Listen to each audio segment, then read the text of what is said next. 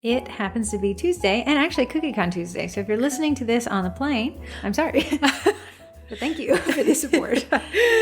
Oh, we said we're not there. It's a bummer.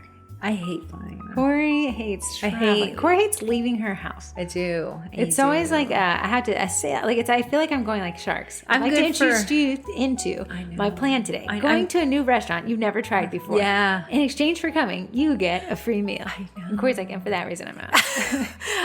I'm good for a 1 hour spurt of a place that I know I'm gonna like the food at. That's you don't know if you don't like it. I know, and that's why that dynamite shrimp. I had a little bite of yours, and it was delicious. We're real adventurous. Went to California Pizza Kitchen, the national chain, and Corey always gets the exact same pizza. I'm flirting with this menu. I'm crawling through that. Maybe 2 appetizers, maybe a soup, maybe a salad, maybe a pizza, maybe this like pasta dish. So I happen upon the dynamite shrimp, which is an appetizer. And let me just say, it would never have been on my docket. Little, like cute onion flowers. I don't know. It screams not up. There's sesame seed on there. Love assess. Love assess. So I'm like, Corey's like, try it. You know when somebody doesn't want to do something and they just are paying lip service? And she's like, yeah, sure, let me have a bite when you're done. Which is the international sign of please don't bug me again with that thing. So I take a shrimp, a little shrimpy, and a little salad on them, and I just put it on her plate. Like I'm like feeding a small child. And I'm like, pop it in. Like, pop it in, pop the whole thing in, chew it, bite it, swallow. And Corey's like, wow, this is great. And then proceeds to pummel herself with these dynamite shrimp. I mean, we went 3 times that week. I think I'm coming to the end of my dynamite shrimp days. If you love it, ruin it for yourself. I am a creature of a habit. I like the same Don't laugh in their ears like that. They're on the plane. It's got road noise anyway. Tell us about this podcast, Creature of Habit. Okay, Creature of Habit. Hold on, let me turn it on. Welcome to the Baking It Down with Sugar Cookie Marketing Podcast. We are a group on Facebook. There's about 46,000 bakers constantly letting more folks in as I read your entry questions. But thank you for sticking with us. What we like to do is bring a topic to you each week, something that we've seen that's popular in the group, something that's popular on social media. It's popular stuff. Popularness. And we like to bring it to your ear holes each week so you can listen to it while you bake or while you fly to CookieCon. For those of you going to CookieCon, sounds like a blast. I hope the hurricane missed you. Not sure. Saw some questions about that. It's so wild. Like every year, CookieCon sells out so quickly. And then, but everyone's like, oh, I'm so bummed. This was supposed to be my first year. And we're like, just wait. Just wait for the resale. Wait, people are selling tickets this morning. Oh, really? Mm-hmm. Yeah. They just like, they can't make it. Like, all these extenuating circumstances, but wow. Yeah. I mean, it becomes a name your price, but it's such a risk. If you were selling it today, you could really name your price. You'd almost have to, if you were one of those, you'd have to be like, I happen to live next to this location and I'll wait, but I'm not tied to if I'm going on. We'll talk more about the CookieCon happy hour if you are hearing this and can drop in. That'll be later today, Central Time. Central. Now give us our little topic. This is what Corey, if you get offended, it's Corey. There's no way to get offended. Talk about. Should I say the Cookie Room is the title of today's podcast topic. And this is a bit of a more mental approach to possible blind spots. So I'm real big into blind spots these days. Let me give the backstory. Okay. On TikTok. There's something always trending. This week's trending topic was this makeup artist was contracted to do this bride's makeup. For the people who love to grab their popcorn and jump on the app and dive into this, what should they search on TikTok to find this? You just need to look up wedding makeup artist. Okay. It'll pop up. Okay. It went super viral. This wedding makeup artist comes and she actually has a contract, which we love us a contract.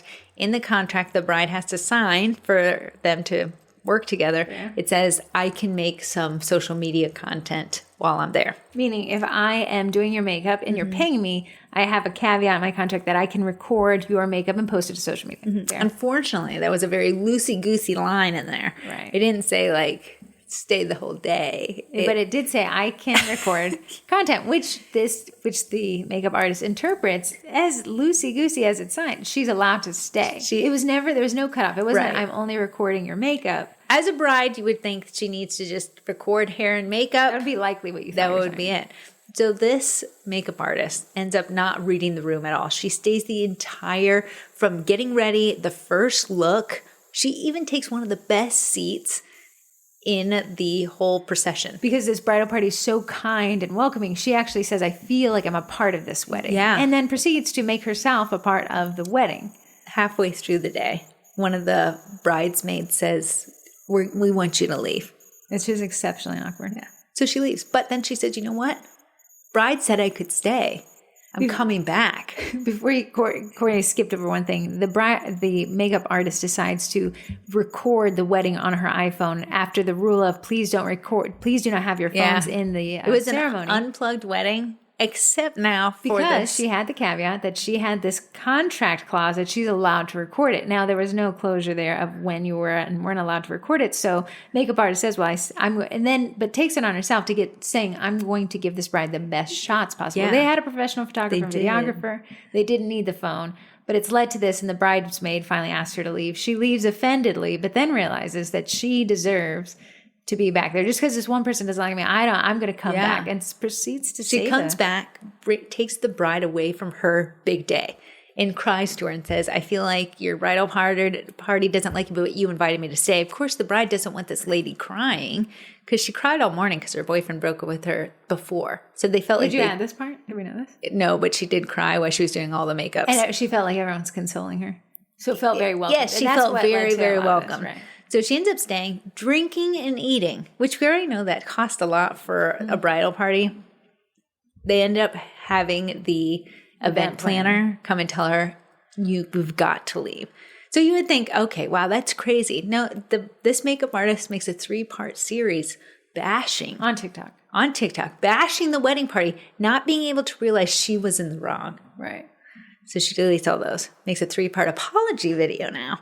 People are like, you're still not reading the room. Right. So Corey says she thinks it's kind of wise because at the end of the day, reading a room, whether it be for this wedding planner or whether it be for us cookie people or whether it be just at the next in-law get-together, it is vitally important for the well-being of your interpersonal relationships to be able to read. And this podcast topic, the cookie room. The big thing, even though you're a cookier, a baker, you are a salesperson. And the big thing when I was selling cars was body language, knowing when to start and stop is huge on making or breaking your deal. So Corey has read 3 books in her life. None of those were manuals. I can guarantee it. But one of them, she said she read was What Every Body is Saying. And I think it's written by a hostage negotiator, some negotiator of sorts, FBI or something. Yes. And he's like, basically the whole book breaks down is when people are standing this way, or when they're acting this way, or when they're talking this way, their body language is actually communicating more than what their words are. So I've picked up a diagram. Somebody has drawn this stuff out. It's really hard for me to read because it is kind of a handwriting. But he has the turtle effect. And it's this lady, she's kind of slumped over. She looks sad. Yeah. And it says that you feel negative, you feel insecurity. And that's true. Like when you are, you can when say you somebody feel bad, owns a room. You try to take up less space. Yes. So, like if somebody walks in there confident, you're like, wow, look, shoulders back, spine straight. This is the opposite of that. So we got some shoulders, we've got taking up less space. We got a lean forward neck, like you're sad. And I guess it's a turtle effect because that's what a turtle is. Your posture isn't good, so your head's kind of sticking out a little farther. Your body's screaming, I'm not in a good place. Even if someone says, how are you doing? And you're like, I'm fine. You can read that. Okay, and so this is kind of what this book says. Moving, he says, feet pointing away, although the body's facing the conversation, the feet pointing away is indicative that the person wants to exit the conversation. Crossing of arms, I am upset or I'm defensive. Your conversation isn't going. You know what's so funny? Corey and I, when we get into arguments, because we're twins, we're together all the time, she cannot help herself to lean back and cross her arms. That's exactly what it looks like. Listen, when you're doing a car sales deal and the numbers pop up and someone leans back, crosses their arms, you're like, this is going south. The regal stance, you do not come close. Your arms are behind your body. You have a wide stance. This is a defensive. You cannot come to me. I am going immovable. to. Yeah, kind of like that. Okay. Arms at wayside and tucked on the hips says, I can't remember the words. I feel like you're in trouble with your mom. Did you wash your dishes? Yeah, well, if I saw my mom coming at me with her. Toe pointing upwards. Good mood, positive, leaning back, head up. That means if your toes are pointing upward and you're relaxed, that says this person is enjoying themselves. If two people are standing next to each other and you notice that their bodies are leaning away, the top of their bodies, they disagree. They are uncomfortable with each other. I agree. The more uncomfortable you make me, the more I'm basically at my car at this point. Foot pointing away, a tendency to want to leave that conversation, even if you are facing in every direction. So again, any toes pointing at doors. Look at the toes. Crossing legs. If you're crossing legs or you're talking to somebody, you're actually the opposite of pointing at doors. You are locked in and you're enjoying yourself. I can see that. Thumbs back when the hands are on the waist means something, but the person didn't write it out. You'd have to read the book. Something. If you do this one where your hands are on your waist, but your thumbs are pointing down. So if you got your thumbs are the only thing you see at the front, it says this person has issues. They're upset, but they are also less authoritative. So this is, I'm unhappy, but there's a problem. I feel like you would come into your kid's room. It's like, did you still not clean up your mess? No, because you're in the authority position there. This is like you're going to your husband. And you're upset by something. The trash doesn't really take itself out. Thumb sticking out, highly confident. Like, hey, when you can see that when somebody is very good at speaking. We've gone to church a lot. They talk with their so then he says, if one person's standing and the back of their foot is up on one foot, that is the preemptive walking away from a conversation. Okay, so these go on forever. But the concept here is reading of the room. And the body language, because a lot of times, the words don't match the mood.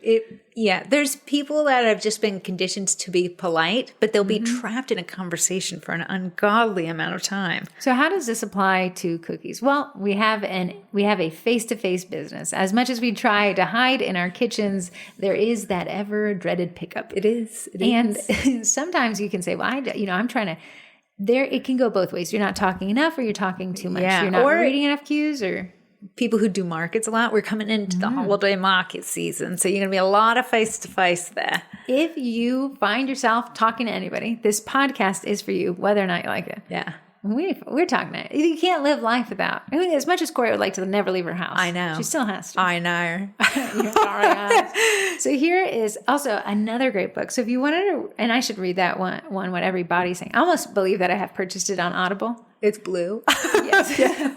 But I almost wonder with those diagrams if I'd need to get it in a physical copy. I honestly say he's always acting them out in the book, so you would need it. But another one I really like that plays in, and this is, you ask your grandpa, like, what's one book? I was like, what's one book that's made an impact? He was a successful business owner.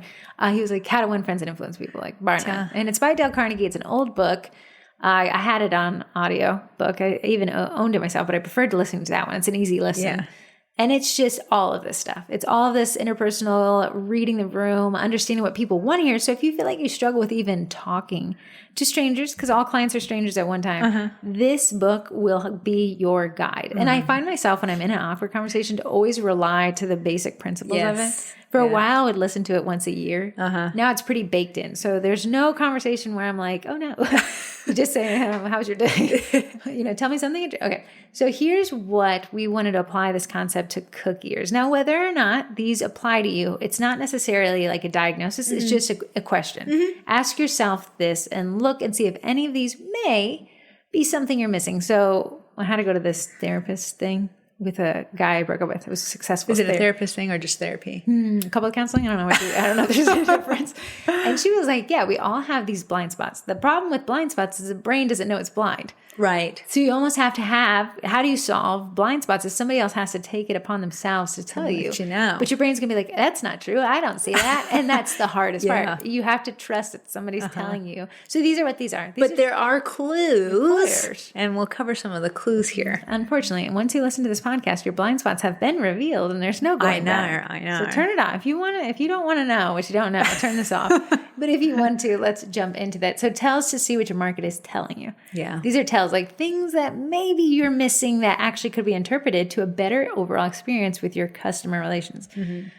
Are you constantly having to find new customers? Which is to say, and this could have different market metrics. So we don't want to just be like, this is because you're bad at conversation. No, there's a million reasons why you'd have to find new customers. But is nobody ever coming back? And that would be, am I doing something to drive these people away? My bakes are good, my pricing's good, my marketing's good. I wonder if perhaps some of these on this list will shine a light that there's something about the way you talk to people that drives them away. Yeah. Corey and I love Olive Garden. Olive. The gardenias.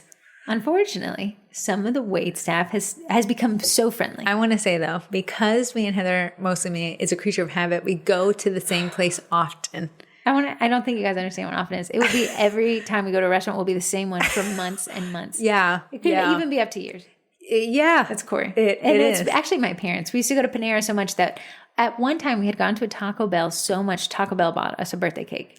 And at one time we went to a Dunkin' Donuts so much, we bought them. She was having a baby and we had a mini baby shower. To tell you that my family is a creature of repetitive habits is an understatement. Yeah. However, what happened with the Olive Garden, one is you make, Corey and I, we're in marketing, we're in sales, we're in customer relations. The manager felt very comfortable around us. So comfortable, in fact, that he ended up pulling up a chair and just talking about his life. Yeah. At the end of the day, Corey and I have about 1 hour for lunch. I got to get back to the old ball and chain my job. When I'm eating Olive Garden, I don't want to hear about like the cockroach you found in the kitchen. Right. But we're talking about him and his girlfriend's problems and their, and at the end of the day, I do love to know more about people, but it wasn't the time or place.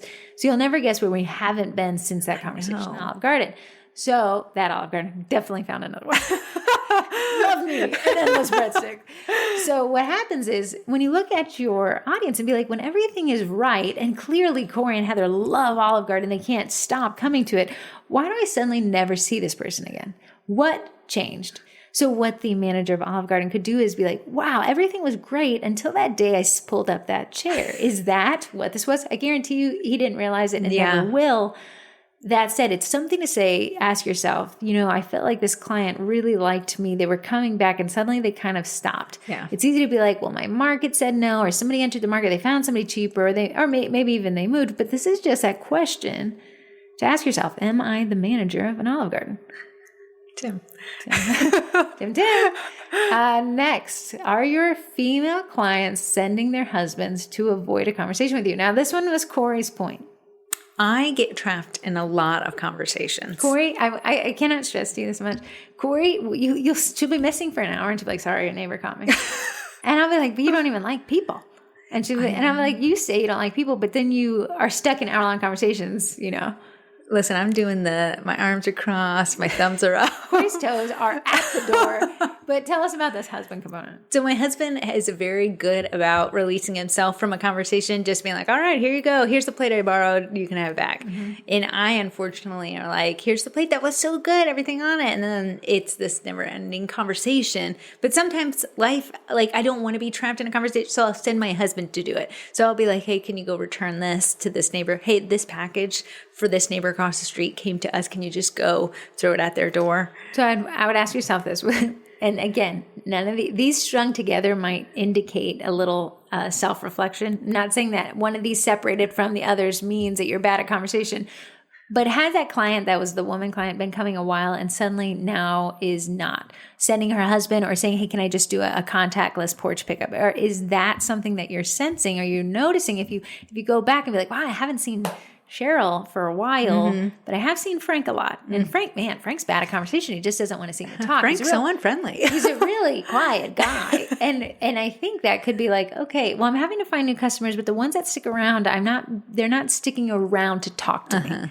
Again, are we reading the cookie room? Mm-hmm. Are we the makeup planner and we're halfway through our free food and filming in a unplugged wedding venue? It's so hard to self-diagnose this. Because you think I'm good at, it's hard to be like, I'm good at conversation. I'm so good, I'm bad at it. That would be a hard realization. I know. So that's why you really have to take a step back and see where the hang up is. Like Heather said, the cookies taste good. The designs are great. Your piping's on point. You got the leads coming in. Everything makes sense except for this part where it becomes a face-to-face interaction. Yeah.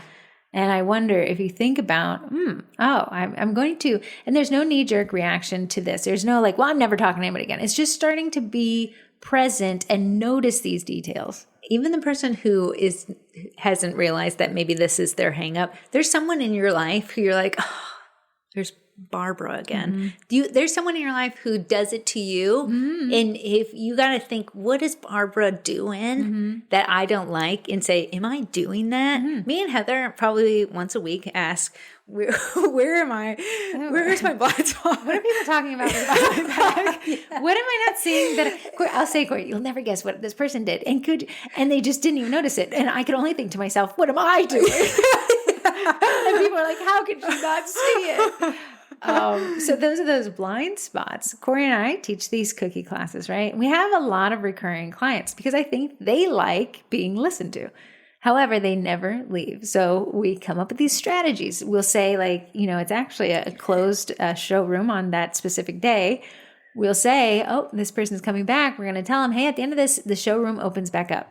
I want to say that's a lie. And I'll ask for forgiveness of it in post. But I need them to know, hey, this has got things we also have tried, turning off the lights while people are standing. It's a well lit, it has a lot of windows, so it's not completely pitch black. Are the lights being turned off on you? Do you notice two twins turning off lights? These ways to not be offensive to people. Something Corey does at the end of class, she'll start clanking really loud and pull that trash can. It is the most unattractive thing. Crunch, crunch, crunch, crunch, crunch. Shelves, step down. I'm like, you know how parchment paper makes us a sound? Yeah. Corey will take that. I can't hear you. You have a great trip back, okay? And then I'll finally, if somebody doesn't get that indirect hint, will have to be more direct. Like, hey guys, I'm so sorry, I got to do this to you. I got to kick you out.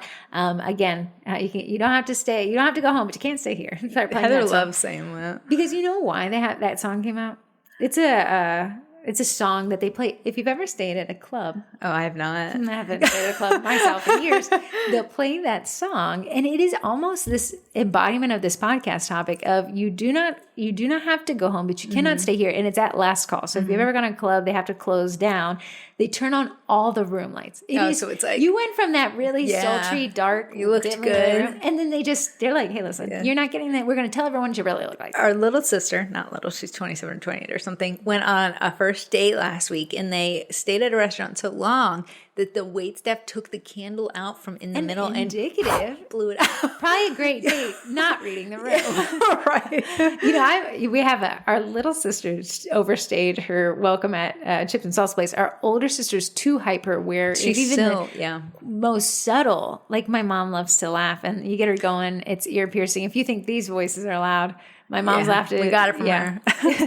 But our older sister will be like, "Mom, shh, quiet. Those people looked up 2 seconds." Yeah. It's kind of like that. So we got one sister over reading the room, one sister under reading the room. Corey and I right there, perfect. Never a room too far hidden, too late.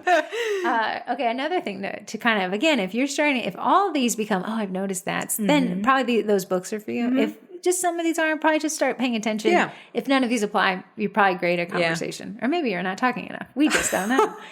Track the average length of pickup conversations. Are they lasting over 2 minutes?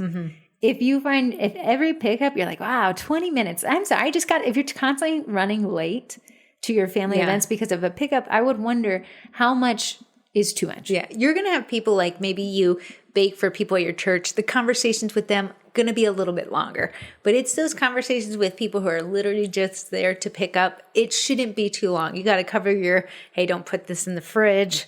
Hey, these are great in their bags for 2 weeks.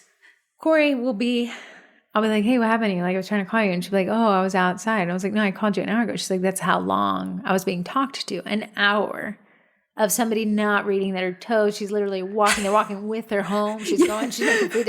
I'm being sarcastic. But these pickups, we're looking at a max of 2 minutes. We get the intro, we get the recap of, hey, and then also, hey, how's life? Great, awesome. And if they give you a little nugget, just a quick addressing of it, and then shutting down. But what we don't want is a porch therapist. Right. It's polite to say, how are you doing? And most customers be like, hey, how are you? When I open the door. For me to use that as an invitation for free therapy, that's just not the time nor the place nor the person. So they're being polite, saying, how are you? And you might have just burnt like a whole sheet of cookies. And that's the top of your mind in that moment. It's just not. That's a good point. You can always see when you've accidentally tripped into someone's issue. When sometimes strangers talk to me and I'm like, oh, hey, how are you? Is the seat taken? And they're like, no. Hey, how you been? Or like, what's your story? And I'm like, oh, not a much, just dropping in here. And they're like, well, I just went through a really bad breakup. And you're like, oh, it's right at there. Yeah. It's on the tip of their tongue because they're going through something. Right. But read the room, because at the end of the day, you are just the baker. Yeah. Are you the shoulder to cry on? I'd say it's not your role. Are you the therapist? No, it's not your role. Uh-huh. And if you can say like, and Corey has a problem, is somebody's like wants her to be the shoulder crying. Corey never leaves. She just stands there I'm awkwardly. like, here's my shoulder, but we will never see each other after. Corey said, today. my husband will be the next shoulder you cry on. So it's kind of like tracking how long your conversations last. And you can say, well, I just really like talking to people. And if that's how you want to run your business, fine. And if people love that, great. And we're just saying if these blind spots are these things you want to address. If they are, pay attention to these tells that are easy not to see if you don't know to look.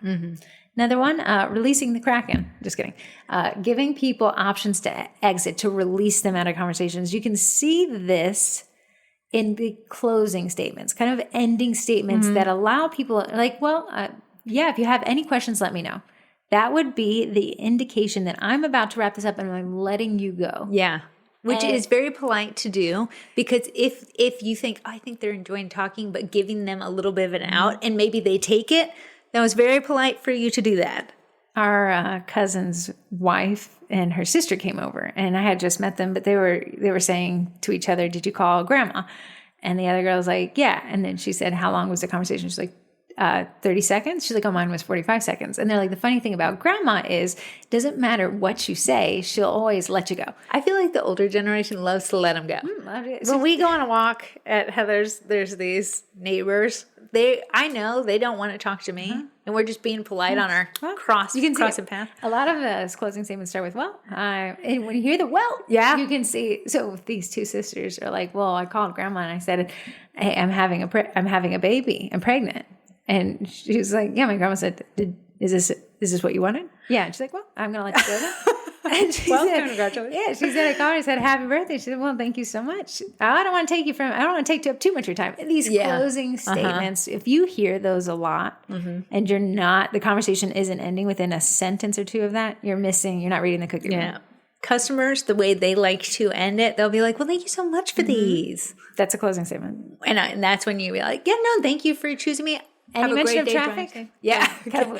Yeah, the weather's coming up in the conversation. Let them go. So look for those. Are you releasing? Are you letting people? And what Corey and I like to do is implement those ourselves so that somebody who isn't great at conversations can still say, oh, I can get out of this. Yeah. Like somebody who doesn't know how to end it themselves, we want to make sure, since we're in control of the conversations that pick up. Yeah. They're coming to our house. They're grabbing our cookies. They've paid us money. We are the dominant person in these conversations. So we want to make sure that the more passive person has that exit plan. As a business owner, you do have to be a little dominant in your business, because you're the ones in charge. You're holding the reins.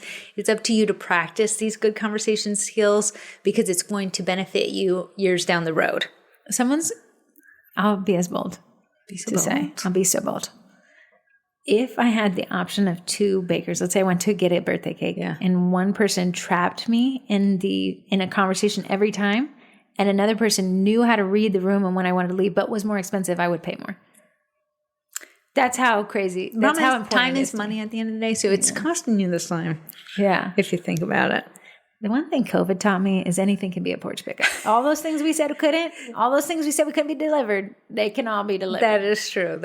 All those things, you have to be in the office. Turns out you didn't have to be in the office. What's funny is I do find customers, they want to come into my house. A little weird. But I always kind of open the door and I have their order in my hand, but they'll come into my house. That's why I have to clean them. Well, how do you stop that? You come outside. That's a great way. That is how you meet them outside. If I see their cars coming up, I'll say you can. This is all body language, though, because they're not saying, can I come into your house? They're walking towards your house, and as you open the door, they're continuing. So it's, again, that body language. Yeah. If they have a big old order and I can't hold it with one hand and open the door, they're coming in. But I have the orders always by the door. It's never like, oh, it's to me, right that's here. Indicative of I'm not getting past the threshold. There's this tiny little square rug. This is your island. You will not be stepping off the island. The island leads to the outside. So that's another one. So implementing kind of these, and it'll take practice if you're not good at it. implementing kind of these like escape pods for them. Like, hey, well, do you got to get back on the road? I know traffic gets kind of rough. And you can kind of see if they want to get back on the road or if they want to stay longer. Yeah. If you never offer that option, then you got a hostage. Yeah. Another one. Corey said, during conversations, who is talking more? This is something, if you're really stepping into maybe going to the chamber, local networking groups, this is a big indicator if you're good at networking, if you're good at building your network, or if you're talking yourself out of future sales. When it comes to network marketing, there's a lot of give and take there. And face-to-face people, they'll either talk your ear off, which is a phrase. You have to realize if you're in the conversation and you leave having said more than they did, you lost that conversation. Mm-hmm. In that, you're like, no, but they were asking questions. They were being polite. Mm-hmm. What you want to do, and me and Heather are really good about it because we hate talking about personal lives, we'll spin it. Like, how's your day? No, how's your day? Yeah, it is great. How have you been? Like, oh, tell me that one thing you mentioned this one time 5 years ago. Where are you at on that? When I was talking, I like the cousin's wife. Yeah. She has her own little friends group. I love hearing other people's drama. So I was repeating, I was like, yeah, well, anyways, so when Paul and Madeline broke up, and she's like, whoa, you're tracking. And I was like, yeah, it's not my drama. Of course I'm going to be there each step of the way. But yeah, ask yourself, who is talking more? Corey and I have this funny thing. Like, I was like, yeah, I met this person and they were talking a lot. And I finally said, well, I got to head out. And they were like, that was so great. Can we do this again? And I think to myself, of course you want to do this again. I said nothing. You talked the whole time. Yeah. And I want to say, like, I listened with investment. You'll read that in the How to Win Friends and Influence People book, is that you listen with intention and interest. It's like a drug to people. Yeah. Because we're in a place where social media is so big. You can fart out a thought and put it as your status, but you don't feel listened to. So finally, when someone bends their ear to you, you're like, oh my goodness, I'm going to talk this one it feels delicious. To death. I'm going to word vomit. And then after this, I'm going to overthink how much word vomit I. The problem with people like Heather is her facial expressions look like she's interested. That's how I say this. I have this like phrase. Oh, no way. And then what happened? Yeah. And I was talking to somebody and they're like, yeah, when you say that, I know you're done. But I said, but people who don't know what that means. Oh, no. And then what happened? Yeah. Oh, you got to be kidding. And it invites them. And that's a great conversation topic when I want the conversation to flow, not towards me. Right. But now on the flip side, are you falling for the oh no and then what happened to your audience? Yeah. To your audience when they come and they do that pickup and they're like, oh wow, this person talked to me so much longer than I wanted to. How many on average? How many words are you saying than they're saying? Yeah, if you can leave the conversation, you're like, oh, I don't really know what Janice is doing. But I loved how that conversation went. That means that you did a majority of the talking, right? And they're very good at conversations. Right. When my husband, if I'm talking too much to him, he says, well, he's Southern. Well, it's time to hit the old dusty road. If someone did that to me, I'd never recover. I would never. But now when he's talking, I'm like, well, time to hit the old dusty road. I'm going to use that. Dusty road. Next one, listen for lulls. And that's a subtle way of people trying to wrap up the conversation because they're not feeding the conversation anymore. The conversation, a going conversation where two people are contributing to it. Two people there's no lulls because they're back and forth. Mm-hmm. If there's a lull. And it's not caused by you got to realize they're trying to end the conversation by not bringing up another topic. Now, this is a dangerous one because some people are bad at conversation and they want to talk and they don't know how. That's the one side. And some people are introducing lulls on purpose. Yeah. To end that conversation. I would say there's no such thing as a not awkward lull. Yeah, so I like to wrap it up. We're going to do this little kids, for some odd reason, kings and queens of lulls. They've never, like, if you're not talking about like the latest Minecraft thing, there's going to be a lull. So I'm always like, well, so good seeing you. Get back to playing. Talking and talking stuff. I think kids never get the attention of adults like that. And when they get it, they're like, I had this neighbor. Her name is Kira. I see her all the time. Very, very cute. Very adorable. Very friendly. Yeah. So the other day, Frank the cat, I was just letting him see what the outside looked like. And she was like, is that your cat? Can I come in and pet it? I was like, yeah, absolutely. Come in. So she comes in and everybody, all these adults in their 40s, 50s, and 60s turn their chairs around to see her. And you could see, some people would cower. She was thriving. Yeah. And she pauses because there's a lull and kids love lulls. And then she said, everyone here's amazing. We all started cheering. She was like, I will just stay forever. Yeah. It felt so good. But then, so somebody had to close because she's 10. Yeah. I mean, you can't even blame her. But an adult lull an adult. I want to say you can become good at conversating when you walk your dog. Dog walkers next to another dog walker, because your dog's going. And you're seeing each other again. You're seeing each other. You can really say the subtle nod is always the I don't want to talk, but I acknowledge and appreciate. Yeah. So people who have you're always like, see you tomorrow. Oh, but it's the lingering dog walker. Dog, come on. Yeah, my dog doesn't walk. He meanders. I've seen him back. Yeah, we're not losing. He's asking his life questions out on this one. If he sees another dog, he'll just technically just sit and wait for that dog to fully pass. But you can really feel what a conversation, like a little one-liner, a little see you again tomorrow, same place, same time. That person where you're like, oh my goodness, I see them. Let me walk in the opposite direction. Yeah. Big indicator. People walking in the opposite direction after they see you. Probably a sign you're not reading the room. Moving on, pay attention. Who's ending your conversations more often? You or them. If you're the one ending the conversations, you're actually leading the conversations. That means you actually have the authority. You're good at conversating. And now there's, again, everything here is a blended hybrid. There's somebody saying hello and you're like, goodbye. Too much. You are ending them. You're ending them. But there's that natural flow. The first lull, you pick up on that. Well, hey, I'm going to cut you loose and let's save you some traffic. I think Heather loves to work in an outline. She loves a pinpointed outline. If you know, like, I really want to get good at conversating, you can say, I need to cover that, don't leave the car. Body closing. Yeah. Don't leave the cookies in the car. Don't put the cookies in the fridge. They're good in their bags for 2 weeks. And you hit those 3 things. Bust out a paper. Be like, I brought you here today. You can learn how to end the conversation. And if you can do a mental outline, that can kind of help you progress the conversation. If you want the ripcord, like you want the parachute pull phrase in the baker, it's like, well, I got to get in there. I've left something in the oven. Yeah. Immediate closing, immediate, they understand, immediate, not offensive, and it applies to our industry so well. The oven conquers all. Got a bun in the oven. No, I'm not pregnant. Here, watch it. Corey, the other day, I was like really happy for my work with the fertility clinic. And everyone's like, congratulations. And she had worded it wrong way. I did. Corey's like, oh my goodness, I'm so sorry. I said, oh no, I baked them cookies. Yeah. The bun in the oven wasn't mine. I said, we're so excited to be able to make these. But I was like excited for the customer to be able to That's hilarious. But yeah, oven timers trump all conversations. And that's a great one to keep in your back pocket and just start implementing. Hey, thank you so much for stopping in. I got something. I know that oven's about to go off and I'll talk to you soon, okay? Another way to release your clients from the inedible conversation is right at the beginning of the conversation, put the box of cookies into their hands. Very nice. We're not waiting for the hostage negotiations. So if their body turns, you can read that. If they don't have the cookies in their hands, they're obviously there to get their order. But you not putting that or placing it in their hands or keeping it in your hands, you're preventing the progression of this. You give me the cookies and I'll leave. You leave after I give you the cookies. So yeah, pay attention. Yeah. Even if you don't make any changes, say who ended that conversation right there? Who ended the next conversation? Who ended it? And see in your life, whether you want to do it all throughout your life or just cookie pickups, who is ending the conversation? If it is never you, I'm going to have you read those books. Yeah. I'm really thinking my old neighbor. Yeah. Remember? The next door one? Yeah. Yeah. One time she came in, Corey was actually moving out and I was helping her with some move out cleaning. What was her name again?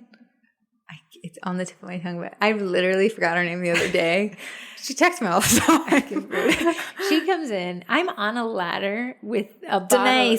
Denise walks in. I'm on a ladder. Corey just told me. Corey said, I know Denise will stop in and the conversation won't naturally end. And Corey's like, because I've created such a history of not ending the conversations naturally, it can only end unnaturally. So if you wouldn't mind, Heather, end it unnaturally. So I'm in there and Denise is just standing and Corey's like, you want to help? And she's like, absolutely not. Okay.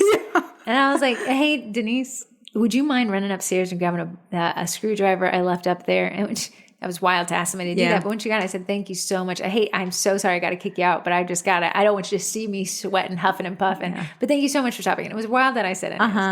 But it was, are we Denise? Are we not ending any conversations? Are conversations being ended against our will? The problem is Denise, the nicest person on the planet. I've gone out to eat with her. People. So nice. They just feel so comfortable. Yeah. It's just sometimes I would be like, oh, I want to walk my dog, but Denise is outside, so I'll wait. Oh. And you don't want people saying that about you because you got a blind spot right there. And it's not that I didn't love talking to Denise. It's just that I didn't have that kind of time. All the time. Yeah. Yeah.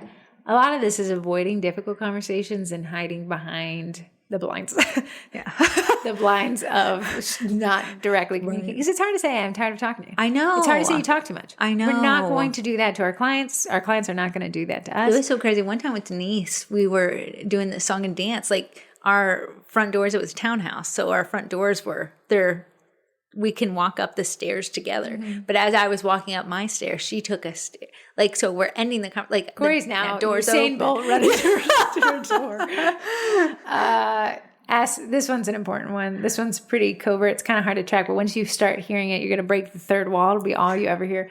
Are you asking questions? Or are you being asked questions? Yeah. If you're the one asking questions, you're, again, the dominant person. You're leading the conversation. If you're waiting for someone to ask you questions, you are abusing them. Right. In a weird way, because you're like, I like to talk. I want them to be interested. I'm going to wait until you can make people suffer in the lulls. Yeah. In sales, being quiet can force the other person to tell you too much because people hate lulls. Yeah. Especially if they don't want to be rude. They'll not use the lull as a way to get out. And they'll be like, I guess I need to fill this with silence with something. Yeah, I hate a lull. I'll fill everyone with dead air. Yeah, I'll figure out something. I should love capture filling the a lully. One time I think I was buying something, like possibly a car, motorcycle. And the person had said something in regards to the negotiation of the price. And I paused because I think I actually got distracted. But they thought it was like a lull, like I'm about to back out of the deal. Then they were like, well, listen, what we can do for you as well. And I was like, oh my goodness, I accidentally didn't say anything and I got more out of it. Heather dated this man. Yeah. Don. Oh. This man would never release you. He locked eyes. We also, at Thanksgiving one year, me and the sisters were like... I had to apologize to everyone professionally, ethically after we broke Don would look around, and if he locked eyes with you, you were now the person he was talking to. So like you had to like look away, not pretend you're eating like an extra little piece of turkey. At one point, blessed on soul, not a bad guy. No, just not a bad guy. I have this office down here, and upstairs he was sitting with my mother, my aunt, and my grandmother. Yeah. And it's the four of them at the table. I'm not there. So I say, I say, hey, Don, you want to come down, help me with something on my computer real quick? I don't need help about anything. Hey, this is my computer. And he's like, yeah, no, you know what? I'm fine up here. If you can't figure it out, let me know. So I had to pull him aside. I said, hey, I'm going to have a really direct conversation with you, and I don't mean this inappropriately or to be rude to you. That I didn't need help. I needed you to read the room and know that I'm asking you to get out of their hair. This is their time to spend together, not their time to spend with Joanne. Sometimes people will be like, no, they tell me they don't want me to talk. No, I don't think many people would say I don't want to talk to you. Because if people are polite, it's really hard to be mean to someone in their face. That would be wild for me to tell someone, like, I don't want to talk to you. I'm done with the conversation. So pay attention. Who's ending your conversations? Are you asking the questions or are you being asked the questions? It's the one I see most in my life. Like, people love to be asked questions. I'll ask them for 2 hours. When I go to leave, they're like, this is so great. Can we do this again soon? No, absolutely not. You never asked me a single. And I'll say, like, wow, they know nothing about me, but they're going to say, we're so close. Yeah. We are besties. Yeah. And me and Heather do have a problem. We don't like to talk about personal lives at all. So. It's our fault. And, once you really get adept at reading these lulls and pauses and exodus, you can kind of really get a lot out of somebody, not maliciously. Yeah. But you can see, I can't fault anyone for wanting to have someone to listen to them. Right. It's delicious. Yeah. You just have to realize in business, since there's a transaction there, it's not a friendship. Yeah. So you can't cross the two most of the time. Mm-hmm. Next one, are you able to, this is Corey's and you can expound on this one. How are you doing is not an invite to therapy. Yeah, it's polite to, when it's just natural. Hey, how are ya? Every customer that walks up to my door, hey, how are you doing? I'm like, good, how are you? When they say, hey, how you're doing, it's not your be like, oh my goodness, my kid actually threw up last night. I didn't get a wink of sleep. They do not care. They do not want to know that. They're just being polite. But some people see it as an invite, especially because we're bakers and we work at home and we're by ourselves a lot. And sometimes, you do have kids. Like me having a actual conversation with Archer, like about my day, will never happen for a few more years. And he's 14. Yeah. So you get with these kids and you are baby talk and you're like, and finally an adult says, how are you doing? You're like, oh my goodness, humans are social creatures. They say one of the biggest forms of punishment for a human being is solitary confinement, to show you how important that human connection is. I think I would thrive there.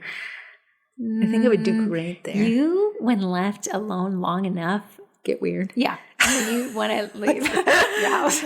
It's a very long stretch that finally gets you weird, but eventually. So when someone's like, how are you doing, to somebody who's been isolated, you know, a lot of people they're ordering for a 1-year-old. They haven't had a conversation in a while.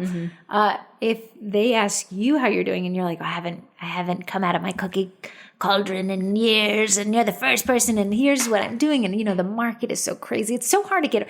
If you're telling your client that it's hard to get orders, you've gone too far. You need to hit the old dusty road. Just like Tim from Olive Garden telling us like what went down in the kitchen in the back. I'm also eating this food, so I don't want to know the issues with the kitchen. Are you guilt tripping your audience? The person who literally gave you money, are you telling them really my sales are so slow? Do you mind posting this in a local community group? That's a rough one. Corey and I run a local community group, and I can tell when somebody has asked one of the members to post about them. It's very unnatural sounding. It's not like, hey guys, it's like, I'm tagging at page that services at areas, and I would love to recommend them to you. You can shop their deals and steals at www. It very much sounds like an advertisement. But again, back to the saying, how are you doing is just a cordial question. Yeah. I very, very few times, you'll see if someone says how you're doing and you give them a very short answer and they expound in it, they were genuinely interested in more. Sure. You say, how are you doing? And I say, I'm good, I'm fine. And they're like, that's awesome. Thank you so much for the order. Yeah. And you're like, here is the list of things to be aware about that. And they said, thank you so much. That how you were doing was just the formality. Yeah. So ask yourself after that question, how are you doing? Yeah. How long is the conversation? Yeah. Are you able to recall their names and defining details? If someone's like, hey, my name's Heather, and actually Corey's my twin. Are you forgetting that immediately? Because if you are, you're probably forgetting it because you're talking too much. Yeah. And you're nervous talking. You're like, well, and a lot of people forget names. So what I like to do, and you can read these in these books, is like, okay, Heather, you said Heather and Corey is your twin. How do you spell Corey? Yeah. Cori? Oh, that's such an interesting way to spell it. So Heather and Corey are twins. Are there any other siblings? You might not have to. Heather runs into this a lot when we're doing cookie classes. So you might, if you have a person coming at 9:00 and the next person's coming at 2, you're going to know it's, Brandy who had ordered. It's not going to be someone who isn't Brandy. But if you're in a cookie class in markets or things, that's a lot of times where people are like, hey, so Heather actually has a piece of paper, little papel in front of her. And she'll be like, hey, can I just get your name real quick? And they'll be like, Sarah, is that with an H at the end? Yeah, I do it for check-in, but what I'm actually doing is writing down where these And then you know what Heather does, though? And she's really good at it. I'm horrible at it. She'll use her name throughout the class. I like to do it because I think, people don't think you remember their name, especially the quiet people in class. Yeah. So sometimes I'll be like, Sarah, how are we doing? Do we hate it? Do we love it? Do we want to light this? But what it does is it really brings them back like you were listening. They love hearing their names. No one has ever been offended. I wrote their name down on a diagram of the room. No one's ever like, don't you dare. And it's without an H. Everyone's like, wow, somebody remembered it. And that's a big takeaway in the How to Win Friends book. And you can abuse it and say somebody's name too often. Yeah. Corey, Corey, I'm so glad, Corey. You came, Corey, and Corey. But there is the naturally hearing your name. That's the reason, like, when I find somebody's named Heather, I'm like, ride or dies, right? Like, we Bonnie and Clyde, Heather and Heather. Like, I can't help but, like, seeing my own name because it makes me feel important. It makes me feel like somebody cares. Yeah. So when we're in a situation, and I like to do it sometimes, like, the girls that came yesterday were Sarah and Becca, and the mom was Tyra, and it was, like, spelled in a very different way. So I was like, talking to my own mom, and I was like, you know what? I honestly think Tyra would be on my side for this. And someone's like, oh, that was my name, said around the table in a positive manner. People really like this. Now, how do you get from somebody who forgets names in 2 seconds to somebody who remembers not only the names of the people in the room, but extensions of that? And it's just time in. Yeah. It's just practice. Networking groups is a great place to put it in practice. A lot of times they'll give you their business card. It's good to hold the business card in their name. And as they're talking, you can reference the business card. Okay, that's Bill. Bill is talking. Bill. It'll ask anything about that business. Well, how long have you been doing this, Bill? Like, how long have you been in this industry? Yeah. But you'll find that customers truly do like when you remember anything. Like, I had a lady, she was very curt in her email. So I was like, that is Kurt Bev. Beverly is Kurt. When she came to the door, I was like, Beverly! Yeah, so there's a way to do that. So ask yourself, am I able to recall names? If not, you may be just a normal human who forgets names. True. But if all of these questions that we're asking you, and I'll recap them again at the end here, if all these questions are like, I'm not ending the conversations. What lulls? I'm talking right through them, and I remember nobody's names. Then maybe we found a little bit of a blind spot that if you correct this blind spot, if you shine a light on it, you'll have actually more clients having better experiences with you. Yeah. Albeit shorter. Yeah. Moving on. This is one. I had another ex, not this one that Corey's talking about, but the one prior to that, the 10-year one. I would say you are not listening to what I'm saying. You're just waiting to speak. Yeah. I did not deign. Chip. Chip would ask questions he wanted to answer. It's an interesting way to do that. He would say, "You're not asking what I want you to ask. I'm going to ask you, but I'm going to answer it when you're done." I was just the road bump. Let's do like a little skit. Okay. So like, hey, how was your day? Are you Chip or am I Chip? I'm Chip. Hey, my day was really good. How was yours? Oh, okay. And you can see that, you're like, oh, I wish somebody would lob me a ball and then I'll actually catch it and run with it. And they do that. So listening or waiting to speak, back with that ex, I could not get him to understand the listening or waiting to speak. It got so bad. I was like, hey, what we're going to do is like, do you see this little device? It's a recording device. We're two-party state, so you have to have two people here. I wasn't using it to do anything other than to have him acknowledge that there were conversations. It's like, and then we're going to take a step further. I should have let this relationship long before this was devised. And I said, we're going to set a timer, and we're going to have 2 minutes for me, and then we're going to have you address the 2 minutes. In the beginning of each 2 minutes, recap what the other person just said. Again, these were through arguments. It wasn't just like, what do you want for dinner? Sorry. It was like, hey, I'm having this issue. Are you lasagna? We would have talked for 10 minutes. The side of garlic bread. So our listening or waiting to speak, a lot of times you're forgetting the names because you're waiting to speak. Yeah. Or they'll be like, oh, what you got bacon in there? And you're going to be like, muffins. But you'd be like, have you ever tried sourdough muffins? Starter's very hard to keep alive. They don't care about that. They don't want to know their bread almost died. Right? Where about time they told us. So that's like and that's what Corey and I were like. Sometimes Corey and I will be like, hey, how do we want to handle this upcoming conversation with if Corey and I are together? And we're like, well, just let's try lobbing them all back. We'll see how they respond to that. If they eat up the lobs, we're just going to lob it until the end.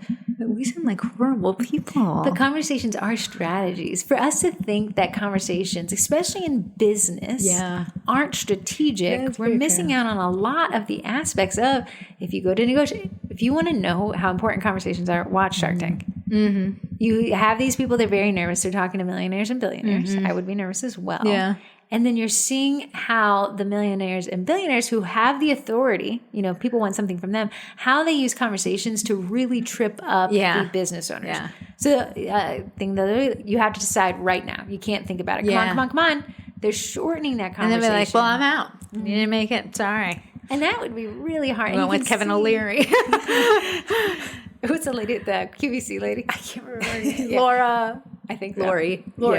Yeah, so you see that conversating, and as much as we'd love to be like, it was just a fun, rosy conversation, it's a business conversation. Yeah. It is a negotiation. Every conversation in your business either moves you forward or sets you back. In the car world, it's called talking yourself out of a sale.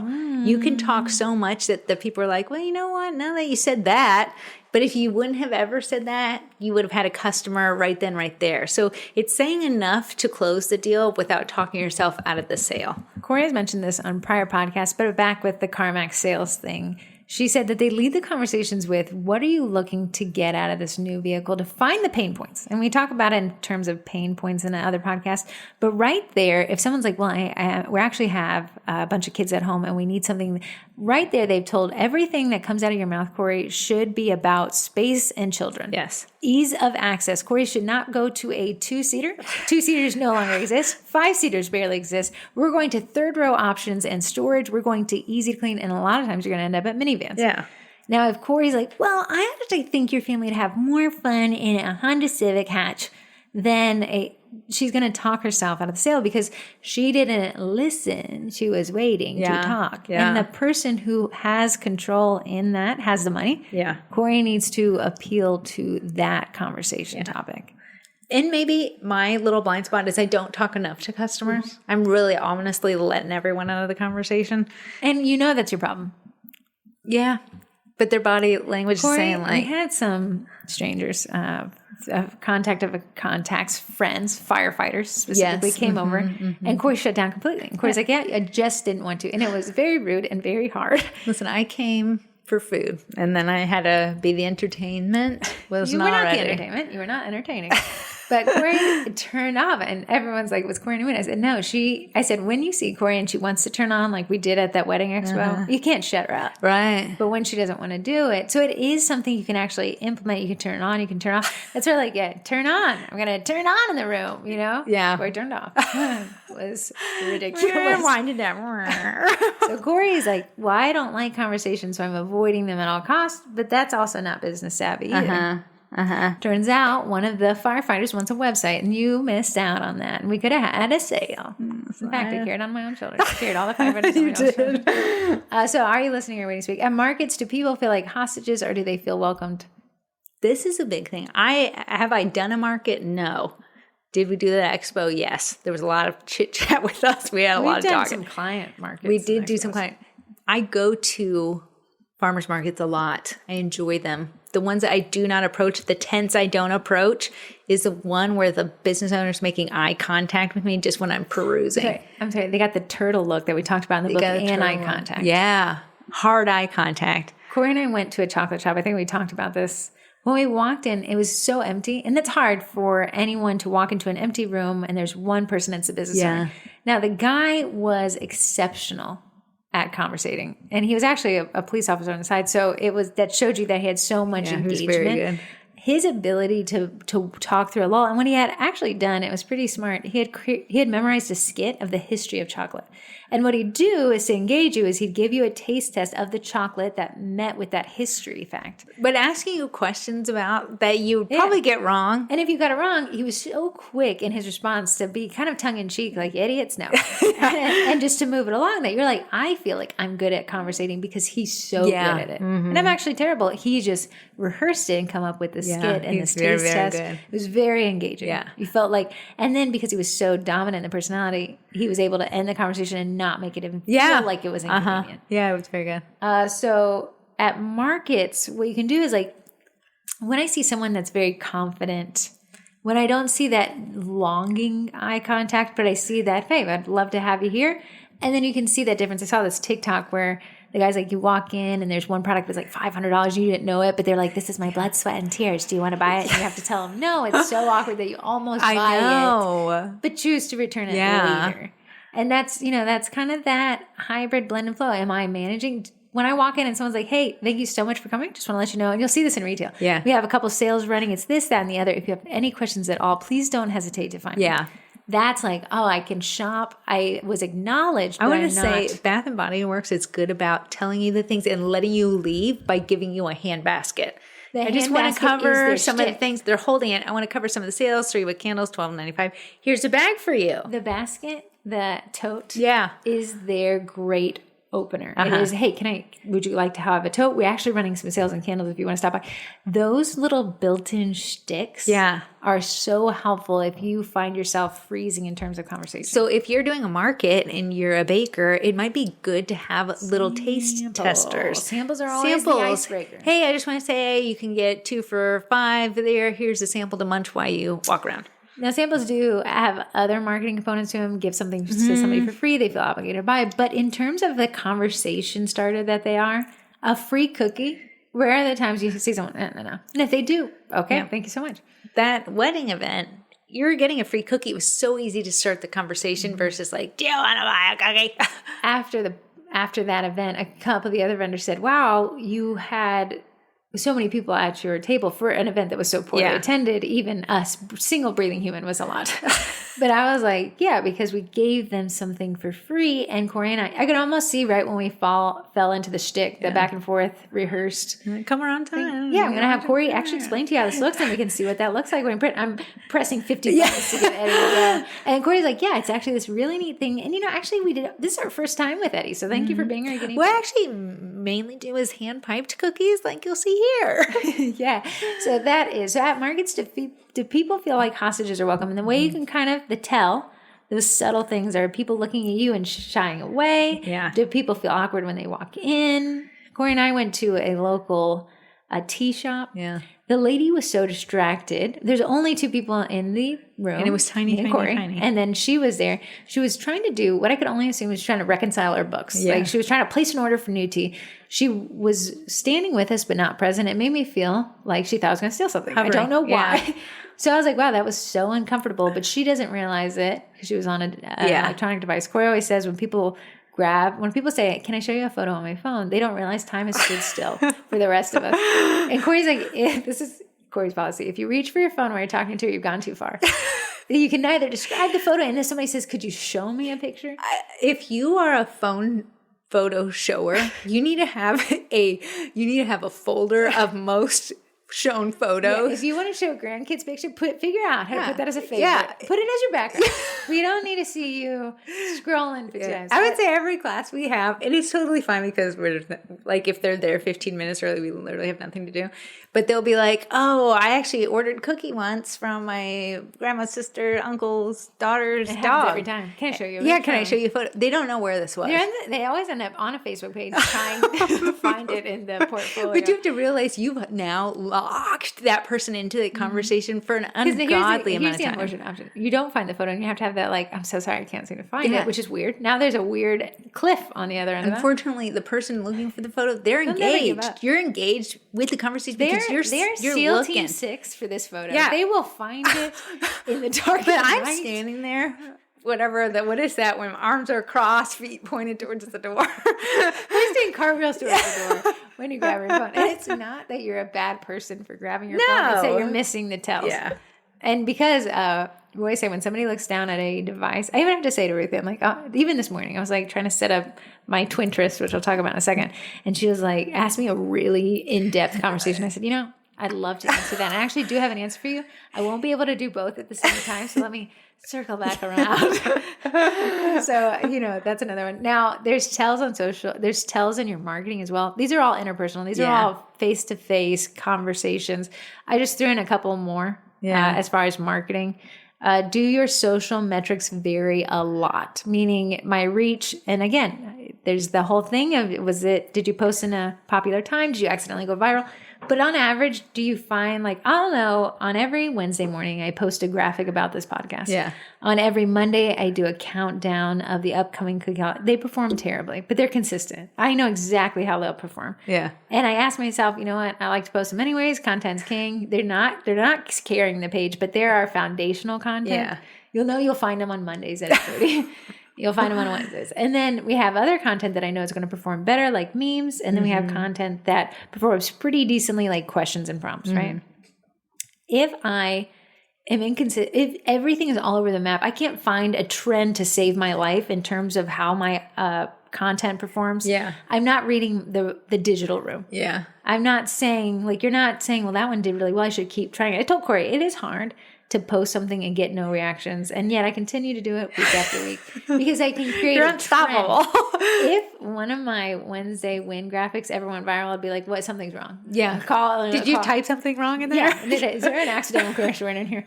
So what I want to say is look at your social media. I sent Corey, there's actually a local, I'm not even going to get too detailed on it, a local baker of sorts. Yeah. Been in the space for a really long time. I can almost guarantee you it's a shtick he's come up with. He's talking about getting someone pregnant. Yeah. Turns out there's twins. I think he's ordered some kind of machine. Yeah. And he's gotten 2 of them. And I'm sure it's going to be like a cake baster. I don't know what to do with cakes.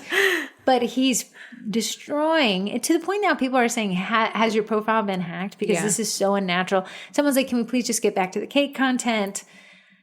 while that's a form of marketing, the audience is like, we don't like this guy. We don't want this kind right now. And I know he's like leading up, kind of what we did with the Eddie, like the best boyfriend ever reveal. But this one is like, there's people who aren't reading the room will be like, but I'm getting comments. But the comments are telling you they don't like it. These are the tells. The tells. The comments have their toes pointed to the door. Yeah. A lot of people will exit the room, a digital room. They'll unfollow your page and they don't owe you anything. It's harder to do that in conversations in person. Somebody just walking away is wild. know. But they'll do it on social media so quickly. And I do it. The biggest thing is when a baker maybe picks up a side hobby, like, you know, you get into tumblers. Okay. One's edible. One you can just drink it up. Their audiences are completely different, but they're local. So you're saying, well, I'm going to just split some people might like tumblers. Well, because when they're eating cookies, they need to drink something. Sure. And your audience is like, ooh, that's not what we signed up for. Yeah. Or you can see that somebody has left baking, but they don't want to leave those page numbers they work so hard on. So they just yank that audience out there. Imagine Corey and I are saying, like, okay, ask me, hey, Corey, what's that last set you did? The last set, a little berry first birthday. Would you like to buy a car?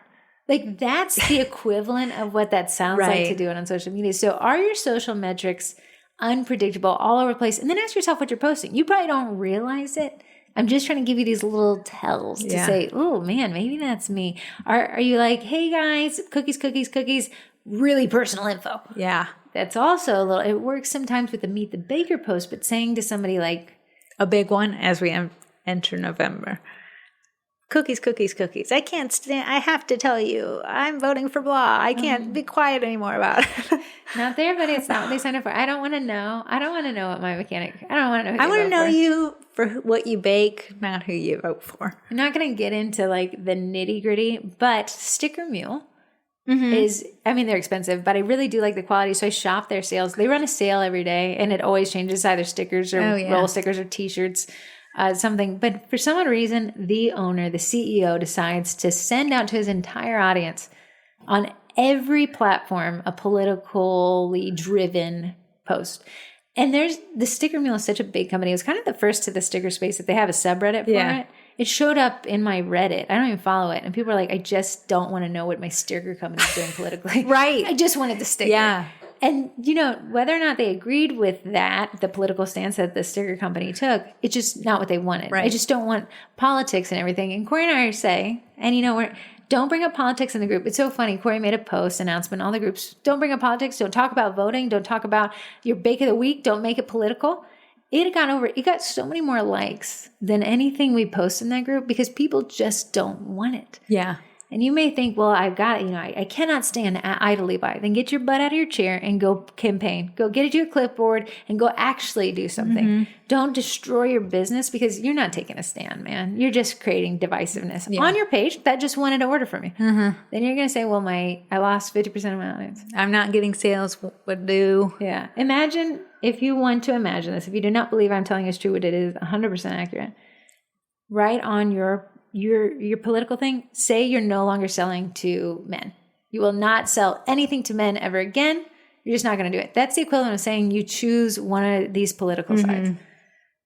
It's that crazy. Yeah. But you feel like, I got to take a stand. Not there, buddy. Not on your cake stand. Don't take a cake stand. Go somewhere else and do that. Go actually do something. Get off your butt and stop being a keyboard warrior. Okay, keep going. And okay, now to your newsletter. Back to the Sticker Me thing. A lot of people unsubscribe from that newsletter because when the first email didn't land right, there's another email. That's not what I signed up for. I actually signed up for those deals that get sent out. Right.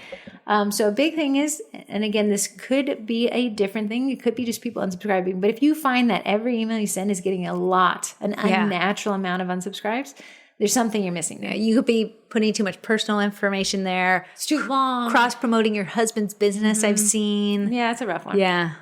But you're like, hey, you guys need decks. You need bakes and decks. That's exactly what I was thinking about. Yeah. And are your social media numbers going down? Now, there's a natural thing of bot accounts getting deleted. Yeah. There's people who are constantly turning on and off their Facebook profile. That's a guarantee. Done. Yeah. But on the flip side, are your social media numbers curtailed? Are they naturally trending downwards, but you're still posting, you're following all the marketing best practices? There may be something about your content that is telling people, I don't want to see this. And back to the politics thing. That'll be a quick one. Mixed messaging. posting too much. At the end of the day, people who follow your page can only see 5 posts from you each day, but them seeing 5 posts is a lot of posts to see from a business. But there's businesses around here that will post that many times a day, and they're like wondering why they're almost closing down. It's because you're selling everything, you're posting everything, you're talking like it's your diary. A lot of diaries. A lot of people treating pages like diaries. I'm gonna be honest. This is gonna hurt some feelings. Dry begging on social media, like, "Hey, my sales are low. Can you guys buy from me?" Not the place for it. Nobody wants to be guilted into buying things. Nobody likes drama. Nobody likes controversy where it's not supposed to be. TikTok, dive right in. But that thing is, your numbers are going down. There's something there that you're doing that you think sounds fine. Well, I've seen other people do it. But your audience is telling you, not us. Yeah. Whatever this is, go look back into and not us. Yeah. So I'm just going to recap these one more time. Sure. Just so we got them in a clean list. Your printer? He just decides to run some updates. He said I would like to print right now. He said, I think you deserve a piece of paper with some alignment on it. So 1, are you constantly having to find new customers? 2, are your female clients sending their husbands who don't like to talk to avoid conversations? 3, track the average length of pickup conversations. Are they exceeding 2 minutes? Are they exceeding 5 minutes? 4, release the Kraken. Are you giving people options to exit with closing statements? Like, hey, I'll let you go. I'm going to let you go. Hey, I think traffic might be building up. During conversations, who is talking more? Do you find that for every 1 word they say, you're saying 5? Are you getting into too much personal info? Do you feel like after ending a conversation, oh my goodness, I said too much? Listen for lulls. Oftentimes, that's people trying to wrap up a conversation. If the person you're talking to is lulling a lot, they are often trying to leave. Lull equals leave. Pay attention. Who is ending your conversations more often, you or other people? Ask yourself, are you asking the questions? Are you being asked the questions? If you're doing a lot of the asking, you're great at conversation. If you're waiting for people to ask you, you likely are keeping them hostage. How are you doing is not an invite to a therapy session. Are you able to recall their names and some defining details before you immediately forget them? Are you listening or are you waiting to speak? At markets, do people feel like hostages or do they feel welcomed by your presence? Are your social media metrics all over the map despite consistent marketing?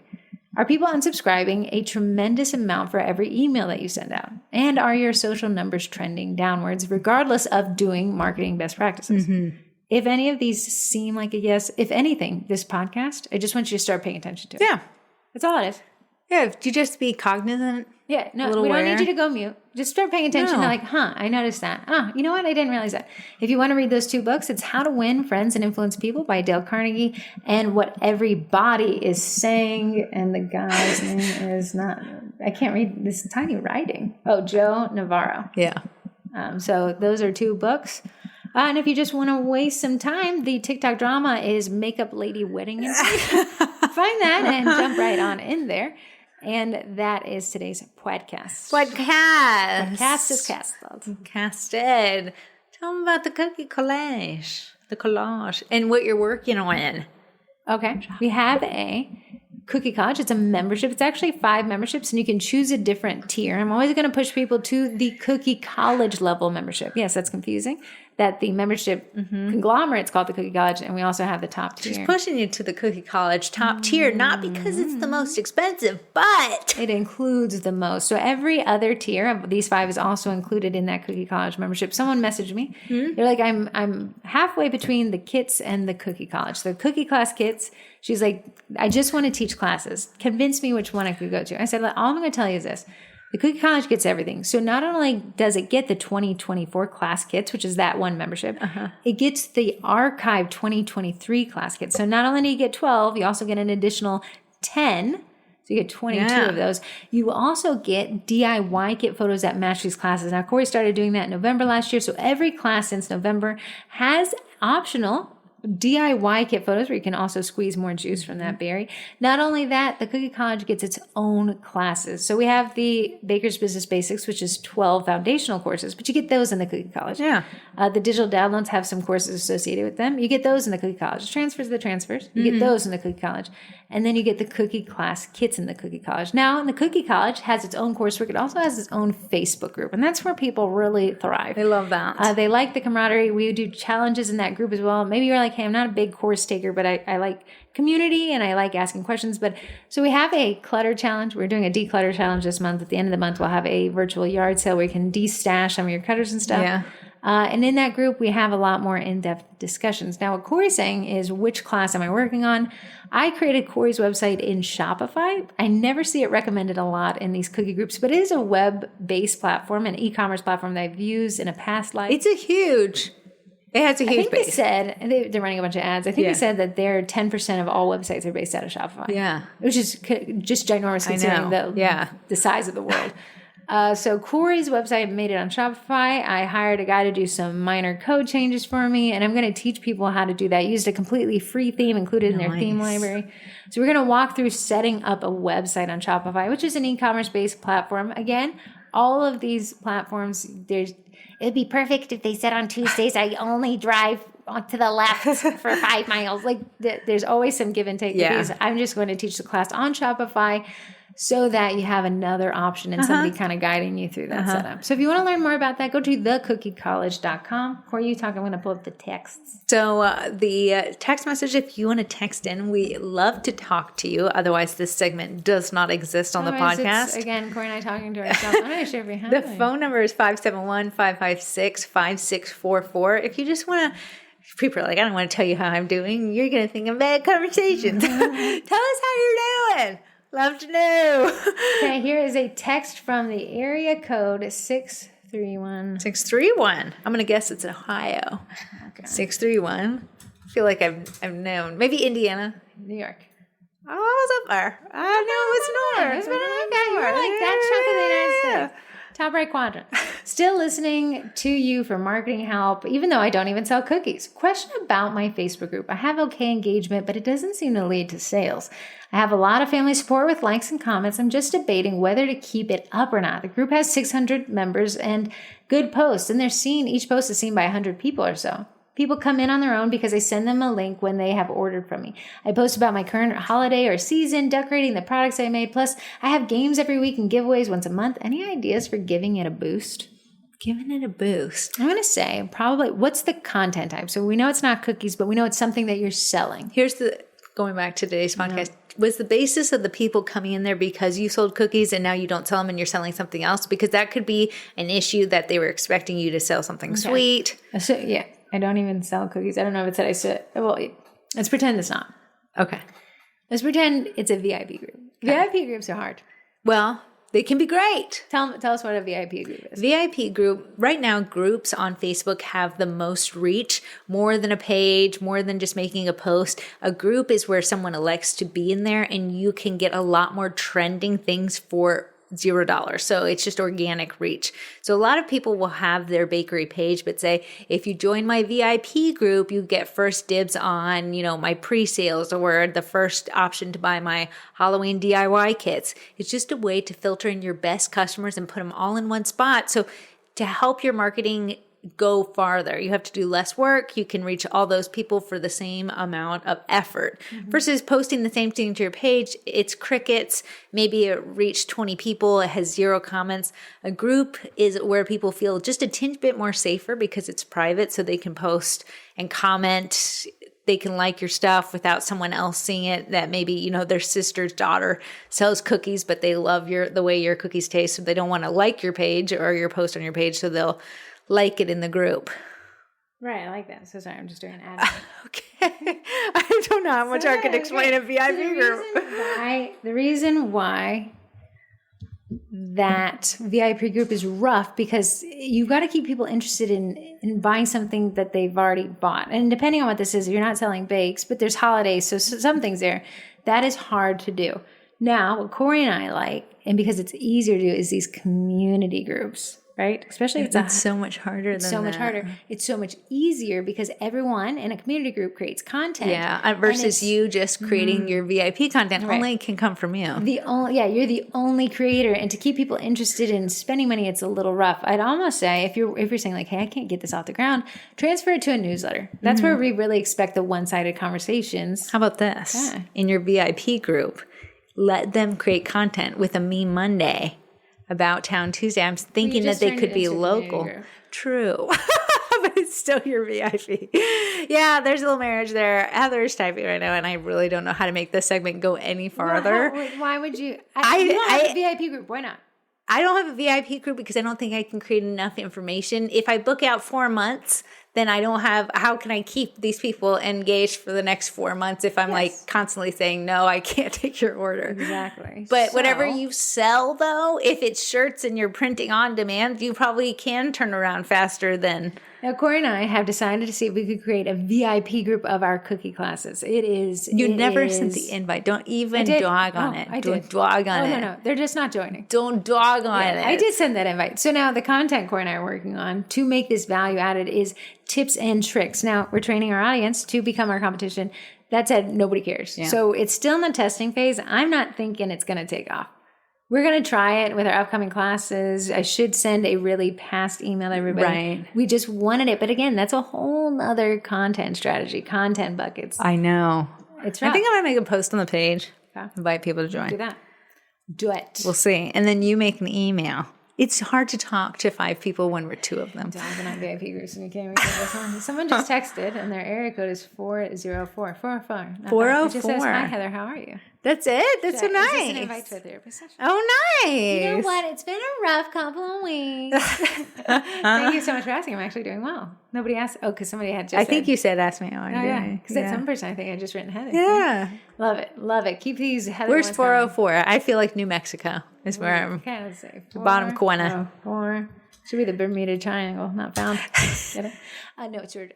Georgia. 405. Georgia. Atlanta. What's that cool little one that you guys got there? Hi, twins. Thank you so much for the Wedding Expo breakdown. It was super interesting to listen to. Star-eyes emoji. Star eyes? While you were there, did you use gloves when handling the cookies? What food safety precautions did you have in place? Much love from a loyal Orlando listener. That would have been a great idea. We did have gloves.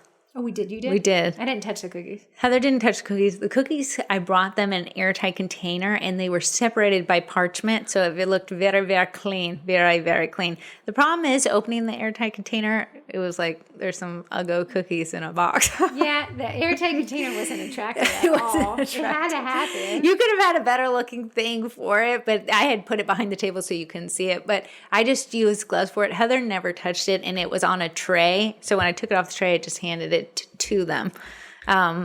They were just manhandling the cookies themselves. They really wanted a cellophane bag to put it in, but the pigment of their clothes with the Eddie, it would have bled immediately. Yeah, so I said like a little box. Would have been even better. Hindsight 2020. We thought people were going to eat them. They did not. They actually walked around with their faces on cookies. Yeah. That was wild. And I said, if you save this for 4 days from now and it's just sitting in the air and then you bite in the cookie and you don't like the taste because it tastes stale, you can't bring that back on me. So Corey used gloves. At the end of the day, that's the most you could do. It would have been, we went hairnet. Hairnet would have been wild. We did have our hair up though. I did. No hairnets though. It depends. I'm like, is it a... We didn't have the cookies out on a plate.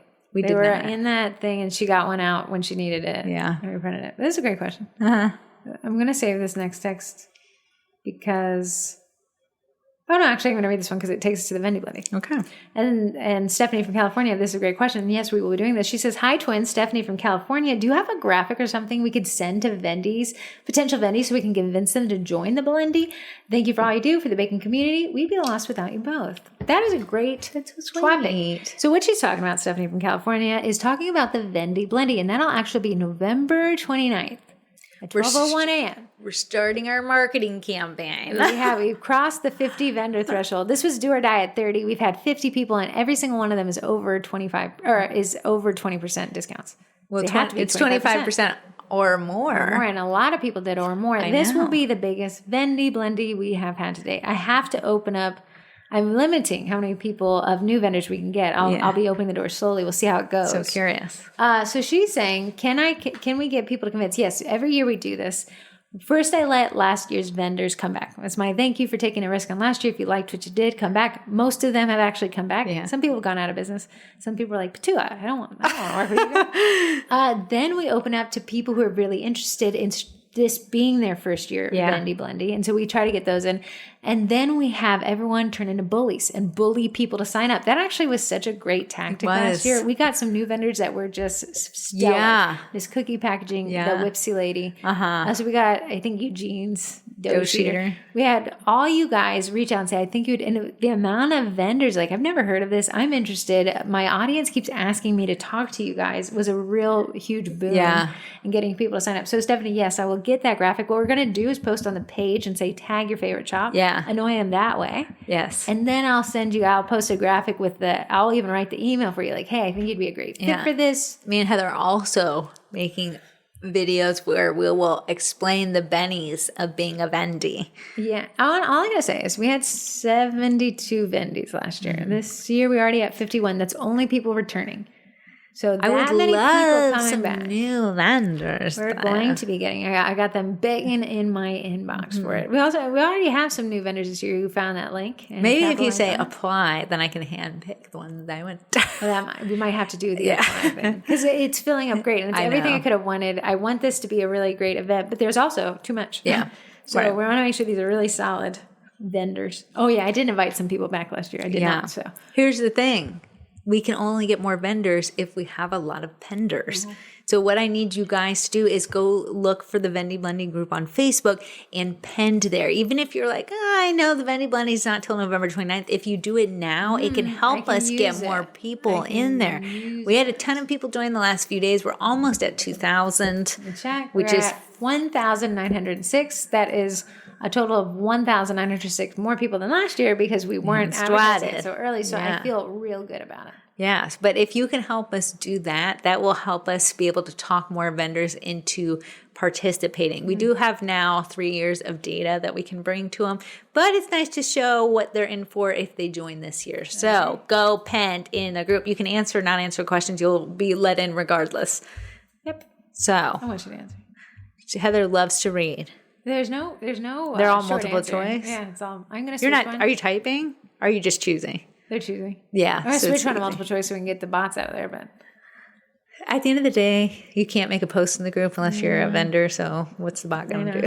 I know. Okay, let me just go through in reverse. We actually have 51 vendors. I didn't realize that. I said 50. Nice. 51 as of this morning. Okay. All of these are, very few of these are first time, but I did open it up to the Cookie College people who sell. Okay. So let them in. And then some people had messaged me directly and I let them in. Nice. We'll be getting the new sign up form out this week. Okay. Bees at Baked Art Supplies. Cookie Design Lab. A Custom Cookie. All You Can Cookie. Coastline Bags, Christine's Molds. How sweet is that? Sugar Dash Co., Equinox Pastry Supply, Baker's Cutters and Prints, The Sweetest Tears, Carentology, Cute Cookie Kits, Rose's Cookie Shop, Tasty Tin, The Sugar Cookie Dealer, The Pink Piggy, My Two Cookies, Scribes by Shirls, The Dessert Depot, The Cookery, Sam and June's Bake Shop, Mad Batter Cookie Co., My Dope, Sugarloaf Mountain Designs, JoJo's Specialty Shop, Sweet Pink Olive, Chew a Cookie, Busy Bakers, Whipsy, Dare to Bake, Cookie or Prints, Brighton Cutters, Minted Prints, Lolly Bee Custom Cutters, The Bougie Baker Boutique, Sweetie's Tasty Treats and Scribes, Sunshine Day Biz, Miss Cookie Packaging, Sweet Bite App, A-Core Backers, which is now the Backers Co., Cookie Cutters by Nori, Mixer Skirt, Cup of Cookies, Love and Flower Baking Supplies, One Smart Cookies and Crafts, More Decor, The Domestic Cookie, Bobby's Cutters, Blue Honey Cutter Co., and The Cookie College. Wow. You can see that you have to be directly related to cookies and baking to be able to sign up to be a vendor. So I can guarantee that this is a money-saving event for our penders. Penders, there is no catch. In fact, there's only a win. You can either get a huge discount or you can be entered to win the door prizes, of which the door prize total has amounted to over $8,000 at this point. The more vendors that sign up, it's always funny as we get closer and closer to the Vendy, people get crazy. The vendors get crazy. The vendors are my superstars, but they're like, I'm going to put more money where my mouth is. I'm going to give away more stuff. That always happens. I'm on the pender side. I'm trying to get you the most. I protect the vendors. Yeah. It's twin against twin. Yeah. Guys, I'm better at talking. So. But my vendors, you'll be hearing more from me as we get close. Once we finalize our list, which will close that first week of November. So we can really work on promotion, make sure everyone's dialed in. And then it's just utter chaos for 24 hours. And then it all disappears. But I love shopping. I love shopping it. It's funny because like Corey has obviously access to these lists because she's part of the planning committee. But she'll be like, can I get the list? Like, no, you don't touch my vendor list. You can get it when other people get it. You can. And I had to go search this for myself. You can see the list of vendors yourself if you want to, by searching. You can type in thevendys.com. Vendy's, and I know I spelled this wrong when it's Y at the end. Mm-hmm. Yeah, I had to make a decision. I had to make a decision on how I wanted that to be spelled. I'm always going to do Vendy, Y, Blendy, Y. Yeah. Vendy's plural is going to be Y. I had to do... Okay, speaking of events, today is actually the beginning of CookieCon. If you're listening to this and you're on a plane or you're in a car, couldn't you have found a better playlist? Oh, I know. Do you need us to recommend better Spotify? I think they do. But if you're headed to CookieCon today, you're going to switch over to Central Time. If you're on East Coast time, ignore East Coast time. At 5 p.m. Central at Sortino's Italian Kitchen at the Kalahari Resort in Round Rock, Texas tonight, the 17th. The 17th of September in 2024, Heather Campbell Brookshire, who is a sponsor of this event, and Kim Sims. Heather texted me last night. She's like, I've already been called by my full, complete name. They are hosting the Sugar Cookie Marketing Haber. Thank you to them they knew we weren't going. They said, can we do it for you? They did. I mean, honestly, they did it last. I'm sorry. If Heather Campbell Brookshire plans your Disney vacations, like she planned this, she had this dialed in 5 months ago. I'm like, 5 months ago? Like, I was like, okay, I guess. She's on top of it. They're already down there. They're exploring. She was posted in the group, and I pinned it, where this happy hour is exactly, and she gave you some icebreaker prompts. I know. If you want to know Heather Campbell Brookshire, she got tinsel in her hair. She's glowing right now. She's glowing. She's in a Disney dress, but I'll be curious. I think maybe Disney ears. If you have a trip you want planned, she's the person to go to. She can plan any Disney park, any Disney cruise, and Universal's in there some way, somehow. Maybe competition of Disney, but it's free to have her help you plan your trip. Disney pays her. I will say there is a professional photographer getting there to take photos of you guys tonight. So get in there.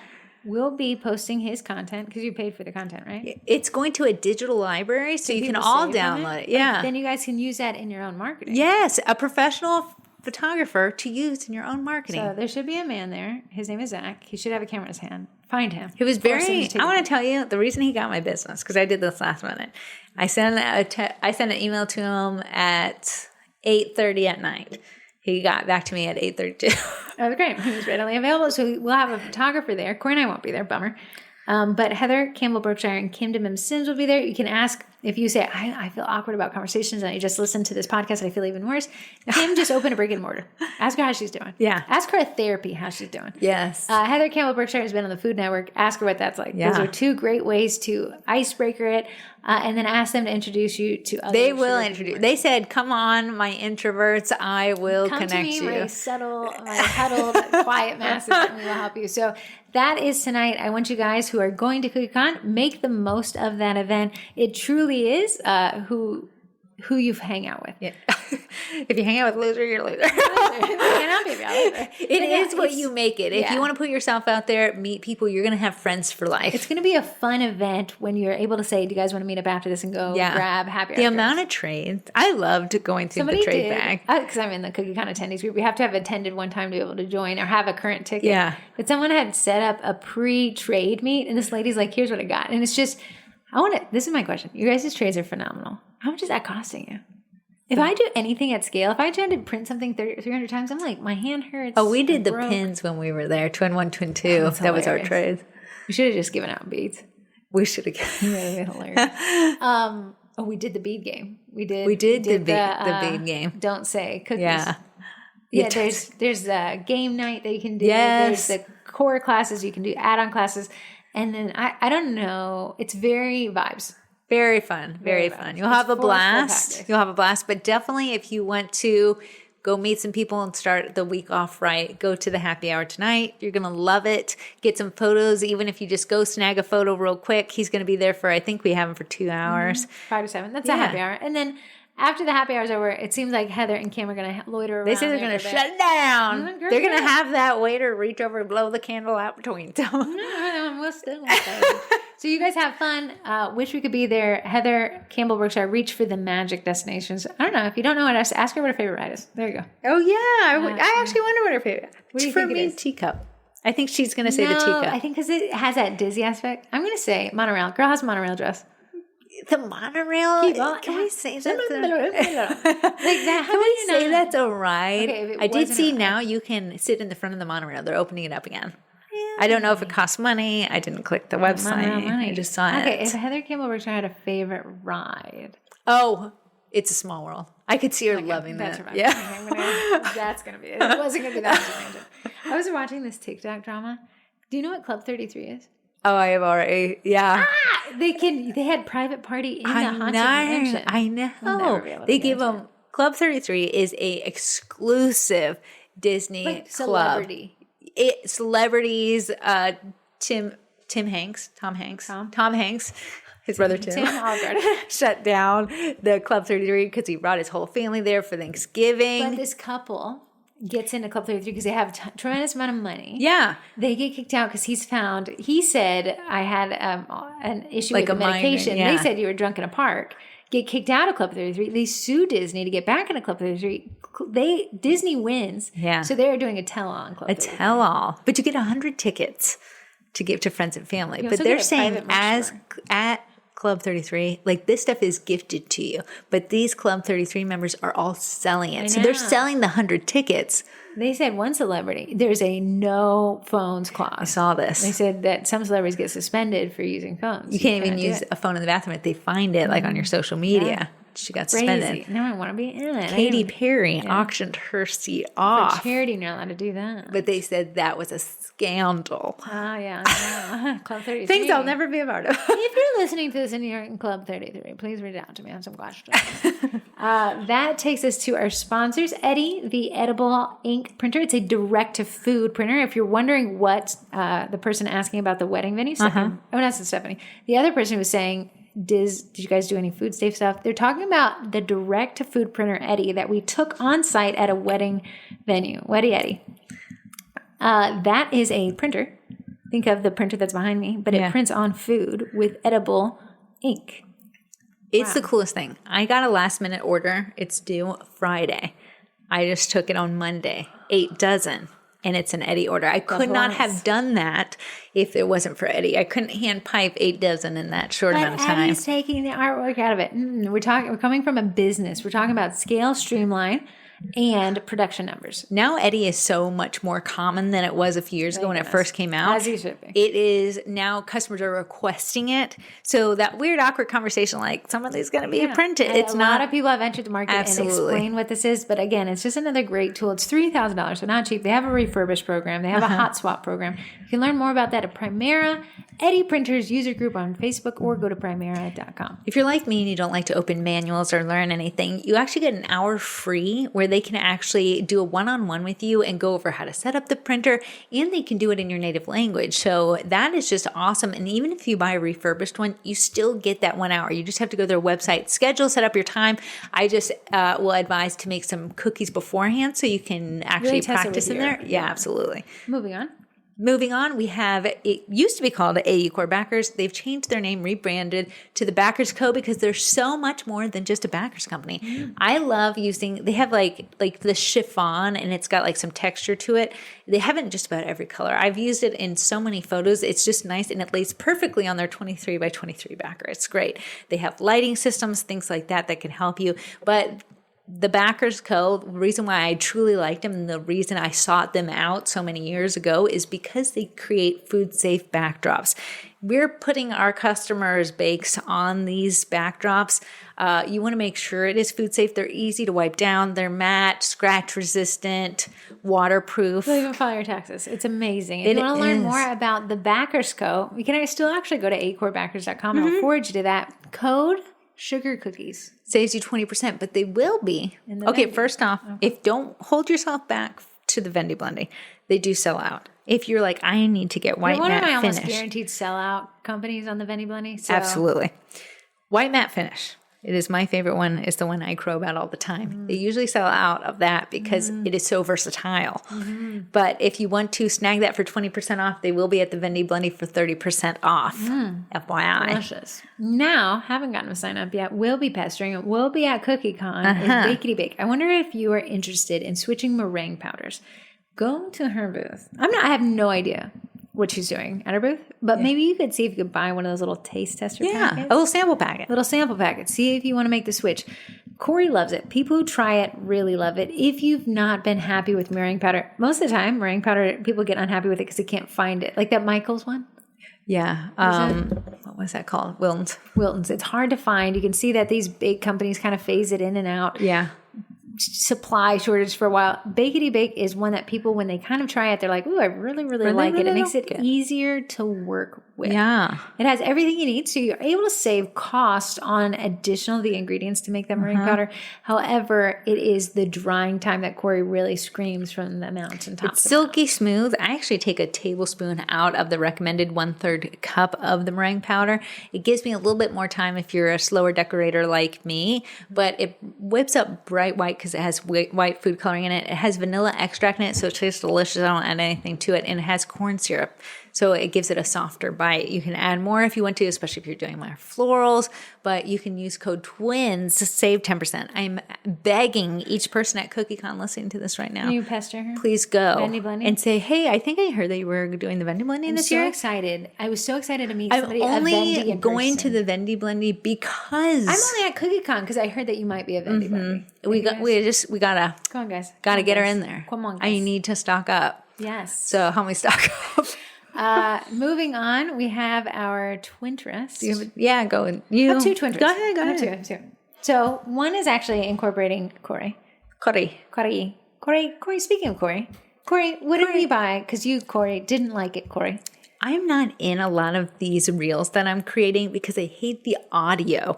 If I'm in the reel, the phone's not near to my face, so I sound like I'm in a box. Right. Audio quality, when it's there, it's great. Now, like you guys listen to this podcast, it's recorded on $1,000 worth of equipment, piloted by somebody who's clueless. But I think if we recorded this from our phones, you guys would not even be able to listen to it. It would sound like, boxy, distant, echoey. So the more audio equipment is what you get is what you pay for. So Corey said, listen, Corey, she said, I want to be able to record with my iPhone and have a lavalier mic, wireless, multiple sound sources. Mm-hmm. So she said, Corey and I got to start filming content in person. We're making ourselves. Would require showering. I'm going to do it. But we both want to talk without having to hold the camera that's recording very close to our faces. Right. That would be a while. To see my face that close, I would You'd be scream. looking up Heather's nose to I would film. scream. Yeah. So we found Rode is a professional audio company. I mean, you can spend $1 billion or they have these lavalier wireless mics. Yeah. And I spent all morning setting it up so we could test it and then talk about it today. You plug the receiver into your iPhone using a USB-C, depending on what your iPhone, they give you both of the cables right outside the box. Uh-huh.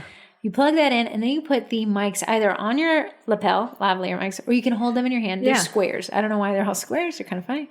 And you can talk right into that, and it takes your iPhone, and it tells your iPhone, we're now not recording from us anymore. We're recording from these Rode lavalier mics, and Corey walked all the way to the other side of the kitchen, mic in hand, and she might as well have been right next to us with this better camera audio equipment. The great part for us who don't want to learn new things, it's not a separate app that you have to have and you have to integrate it with like your video editing software. It's filming that quality sound right on the video itself. So when you bring it into your editing app. That's Corey's big requirement. Yeah, she said, I do not want to do that. I don't want to take external audio and marry it back to the video. Yeah. I want it all done at the same time or I will not use it. Absolutely. I know my limitations. I've seen her shut down. I know she's online.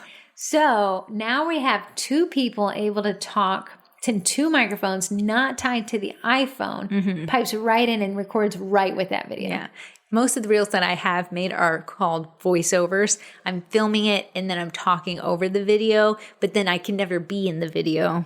Not like your eyes need to see that, but that's so bad. With humans, I can see humans. Yeah, if I have this. How are you recording the voiceover without an external mic? It's very close to my face. That's ridiculous. Yeah, I'm talking right into the square itself. Puts in some wild things because you not only have the echo of the room, you have the distance. Corey's like, I can't really even see the video as I'm voice-overing. Now she's able to plug this receiver in, watch the video she's voice-overing. Yeah. and talk into this external mic that is wireless. There's no wires. Yeah. So it's really nice. I was thinking like I had this 80 cord backers I wanted to show you guys. But for me, I would be in the video because they're so big. It's hard to do my little hands in there. But then you're going to like have to that voice tin over can it. sound. Yeah. And I didn't like that either. So I'll be curious if Corey understands to keep that. Still got to hold the mic or put it on your lapel and don't have it turn away. I'm going to put it on the end of a spatula. That'd be hilarious. Like a microphone. Do that. Actually bring a spatula on Thursday. Okay. I got we'll use it for so those are Rode mics. They have a couple different versions. You're looking at around 200. Not bad. If you're going to use it a lot, not bad. You'll have to use them all. It plugs into the computer. You can use it to record even more high quality audio. For the one I got is the one that you can use for external cameras. So even if you have a DSLR or a mirrorless camera.